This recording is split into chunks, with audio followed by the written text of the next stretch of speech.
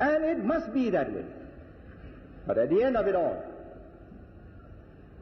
why have all these countries gone down?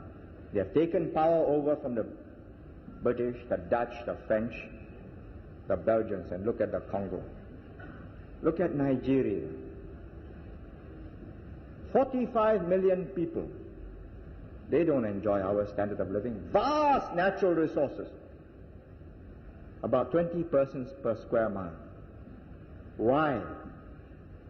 I've asked myself this often. Why? Because I must know the reason, otherwise I cannot fulfill my simple elementary function as a minister of the Singapore government.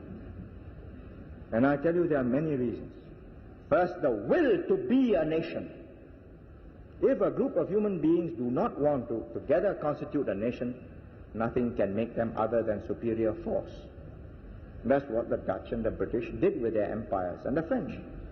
Whether you like the other chap or not, I say that you together constitute my colony, and you are all British subjects or French citizens or Dutch protected persons and so on. Now, each one of them have taken over. And a heterogeneous lot have taken over. And that variegated group must agree that they want to be a people. From the rest in the region, preserving our tolerant, permissive society, our own way of life, and very high standards.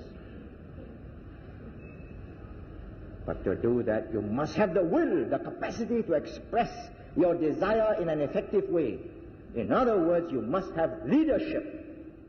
There's no use saying, the Nigerian people believe so and so. Which Nigerian people? East Nigeria, West Nigeria, Midwest Nigeria, North Nigeria? The Congolese Prime Minister or the Congolese President says so and so. Does he represent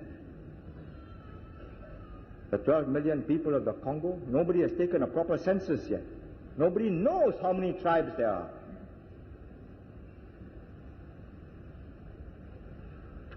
Well, assuming that he does represent the 12 million people of the Congo, is he in a position to express and implement their will? In other words, he having decided, he signs a decree number 1551, that all mercenaries of European origin shall be expelled from the Congo. Now you tell me who will implement that decree, that all the non-Congolese soldiers who have been brought there by so many people, the Belgians, Chombe, and the Katangis and so on, must get out of the Congo. Now who implements that?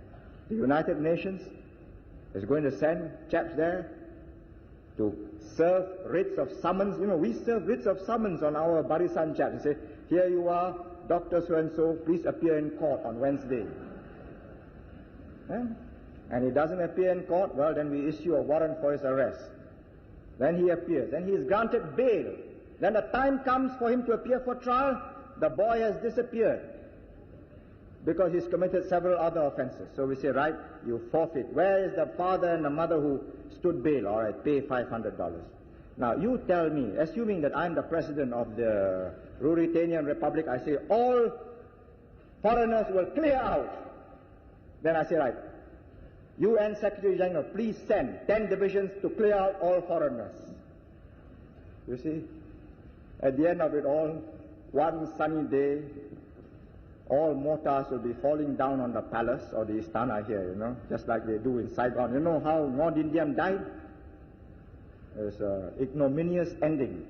Mortars, shells, commandos, his own, chasing him.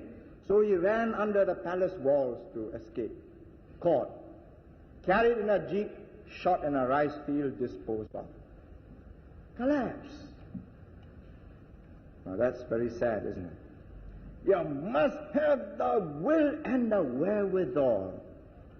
In other words, a well-oiled, well-maintained machine must be kept to allow the people at large to express their will as represented by certain groups of persons who in turn can exercise their mandate with efficacy. And when they say, Yes, those boys will no longer be given bail because they've broken up court benches, disgraced the magistrate, humiliated the dignity of our courts.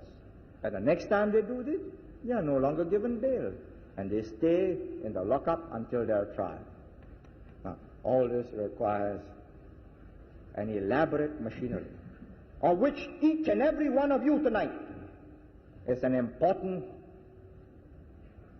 wheel within that machine. Without you, my colleagues and I cannot govern, because you, and in turn the people in every one of the villages in the 51 constituencies, every street understands that.